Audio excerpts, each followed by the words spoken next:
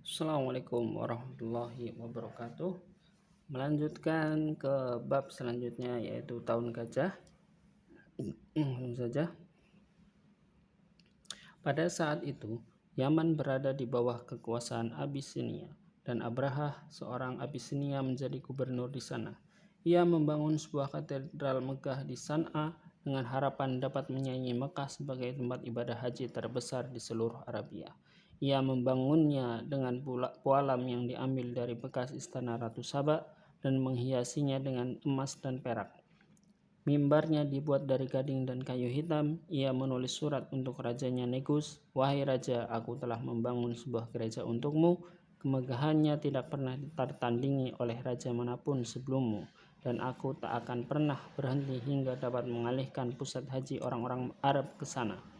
Ia tidak merahasiakan sedikit pun niatnya, dan itu tentu mengundang kemarahan suku-suku yang tersebar di seluruh Hijaz dan Najd. Akhirnya, seseorang dari suku Kinanah yang memiliki hubungan nasab dengan Quraisy pergi ke San'a dengan maksud meruntuhkan gereja itu. Ia melakukan itu hanya 1 malam, kemudian kembali ke rumahnya dengan selamat. Ketika Abraha mendengar itu, ia bersumpah akan membalas dendam dengan menghancurkan Ka'bah sampai rata dengan tanah. Ia pun menyiapkan pasukan besar-besaran untuk menyerang Mekah dengan menempatkan seekor gajah di barisan terdepan. Beberapa suku Arab di utara San'a berusaha untuk menghalangi perjalanan mereka, tetapi pasukan Abisinia berhasil mengalahkan mereka dan menangkap pemimpin mereka, Naufal dari suku Khosam. Sebagai tebusan nyawanya, ia diminta menjadi petunjuk jalan. Ketika pasukan itu sampai di Taif, orang-orang Saqif keluar menemui mereka.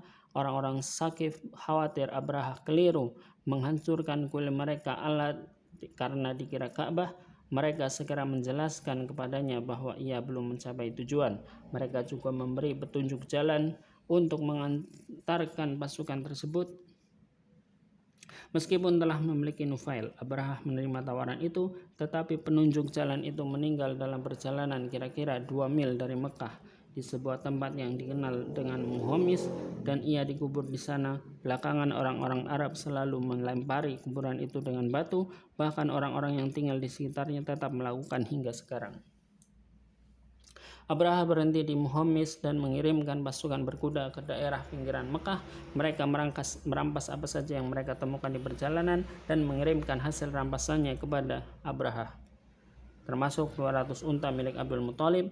Quraisy dan suku-suku lain di sekitar yang mengadakan pertemuan dewan perang. Mereka memutuskan bahwa percuma saja mereka melawan serangan musuh. Sementara itu Abraha mengirimkan seorang utusan ke Mekah untuk menemui pemimpin mereka di sana. Ia berpesan bahwa mereka datang bukan untuk berperang, melainkan hanya ingin menghancurkan Ka'bah. Dan jika ingin menghindari pertumpahan darah, maka pemimpin Mekah harus menemuinya di kemah pasukan Abisinia. Sebenarnya tidak ada pemimpin resmi untuk semua suku Quraisy. Setelah seluruh hak-hak istimewa dan tanggung jawab kepemimpinan telah dibagi antara keluarga Abdul Adar dan Abdul Manaf. Tetapi sebagian besar masyarakat Mekah beranggapan bahwa pemimpin mereka adalah orang yang secara de facto memang mengemban fungsi kepemimpinan. Kali ini utusan itu diantar menghadap Abdul Muthalib, yang kemudian bersama seorang putranya mengikuti utusan tersebut ke perkemahan. Ketika Abraha menyaksikan kedatangan Abdul Muthalib ke perkemahannya, ia begitu terkesan sampai turun dari singgasana menyambutnya dan duduk bersama di atas karpet. Ia menyuruh juru bicaranya menanyakan kepada Abdul Muthalib permintaan apa yang hendak diajukan Abdul Muthalib. Abdul Muthalib meminta agar 200 untanya yang telah dirampas oleh pasukan Abraha dikembalikan. Abraha tampak sangat terkejut mendengar permintaan itu. Ia sangat kecewa mendengarnya, karena menganggap Abdul Muthalib jauh lebih mementingkan unta-untanya ketimbang agamanya yang sedang terancam untuk dihancurkan. Abdul Muthalib menjawab, "Aku adalah pemilik unta-unta itu, sementara Ka'bah ada pemiliknya sendiri yang akan melindunginya. Tetapi sekarang ini dia tak akan mampu melawanku," kata Abraha. "Kita lihat saja nanti," jawab Abdul Muthalib. "Tapi kembalikan unta-untaku sekarang." Dan Abraha pun memerintahkan agar unta-unta itu dikembalikan. Abdul Muthalib kembali ke Quraisy dan menyarankan agar mereka menyelamatkan diri ke atas bukit di dekat kota.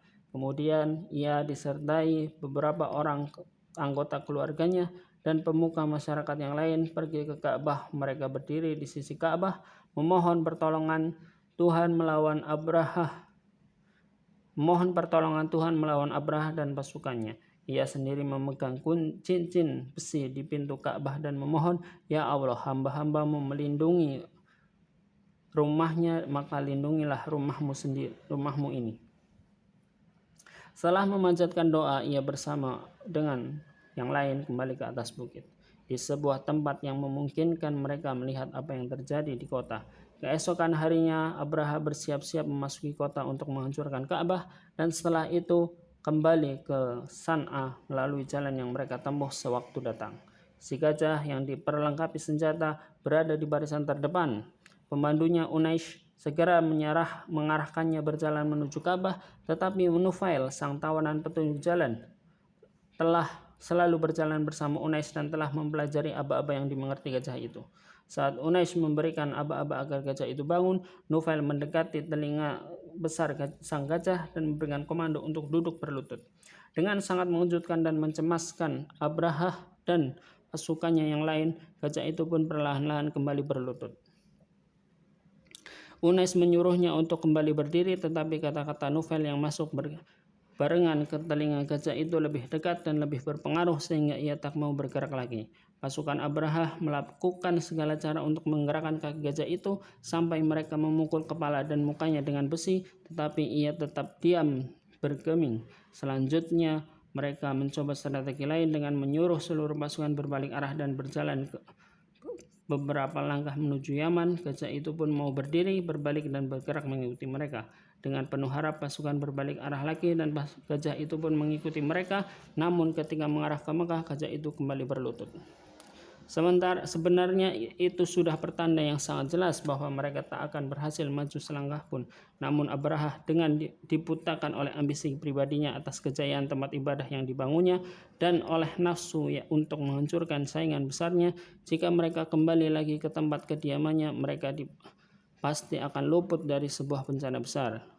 Tetapi mereka telah terlambat. Langit di ufuk barat menghitam pekat dan suara-suara gemuruh terdengar dengan suara yang makin menggelegar. Kemunculan gelombang kegelapan yang menyapu dari arah laut dan menutupi langit di atas mereka sejauh jangkauan pandangan mereka. Langit dipenuhi beribu-ribu burung, tak terhingga jumlahnya. Orang-orang yang berhasil selamat menceritakan bahwa burung-burung itu terbang secepat burung layang-layang dan masing-masing membawa 3 batu kecil yang membara, satu di paruhnya dan yang lain dijepit dengan cakar di kedua belah kakinya. Burung-burung itu menukik ke arah barisan sambil menjatuhkan batu-batu itu yang kemudian meluncur keras dan cepat menembus setiap batu. Setiap batu yang mengena pasukan langsung mematikan, mereka langsung jatuh terkapar dan tubuhnya langsung membusuk. Ada yang membusuk dengan sangat cepat, ada pula yang perlahan-lahan. Tak semua orang terluka, termasuk Unais dan gajahnya, tetapi semuanya terkena wabah. Sebagian pasukan yang selamat tetap tinggal di Hijaz dan bekerja sebagai pengembala atau pekerjaan lain, tetapi sebagian besar tentara-tentara itu kembali ke San'a dalam keadaan kacau balau. Banyak yang mati di tengah perjalanan dan banyak pula termasuk Abraha yang mati begitu sampai di tempat. Sementara Nufail, ia menyelinap pergi ketika para tentara sibuk dengan gajah yang membangkang dan menyelamatkan diri ke lereng bukit dekat Mekah. Sejak peristiwa itu, Quraisy dikenal di Jazirah Arab sebagai keluarga Tuhan, dan mereka semakin dikagumi karena Tuhan mengabulkan doa-doa mereka untuk melindungi Ka'bah dari kehancuran. Mereka tetap dihormati, namun lebih dihormati lagi karena peristiwa kedua yang tak diragukan lagi berkaitan dengan peristiwa yang pertama yang terjadi pada saat yang sama, yaitu di tahun gajah. Ketika mukjizat burung itu terjadi, Abdullah putra Abdul Muthalib tidak berada di Mekah. Ia sedang pergi berdagang ke Palestina dan Syria bersama suatu kafilah. Dalam perjalanan pulang, ia menginap di rumah keluarga neneknya di Yasrib dan jatuh sakit di sana. Kafilah itu kembali ke Mekah tanpa Abdullah. Mendengar putranya sakit, Abdul Muthalib segera mengutus Haris untuk menemani adiknya pulang setelah keadaannya memungkinkan untuk melakukan perjalanan. Namun ketika Haris sampai di tempat Abdullah menginap, sepupu mereka yang tinggal di sana menyampaikan ungkapan bela sungkawa sehingga ia langsung mengerti bahwa adiknya telah meninggal dunia. Ketika Haris kembali, kota Mekah diselimuti duka yang mendalam. Namun pelipur lara Aminah adalah putra Abdullah yang masih dalam kandungannya. Ia semakin terhibur dengan semakin dekatnya waktu kelahiran sang bayi. Ia menyadari ada suatu cahaya ajaib yang memancar di dalam tubuhnya. Pada suatu hari, cahaya itu bersinar terang benderang hingga dengan cahaya itu ia dapat melihat kastil-kastil Bostra di Syria. Ia mendengar suara, "Engkau mengandung seorang pemimpin seluruh umat manusia. Jika ia telah lahir, katakanlah, aku menyerahkan perlindungan anak ini kepada Tuhan yang satu dari segala kejahatan orang-orang yang jahat, dan namailah ia Muhammad."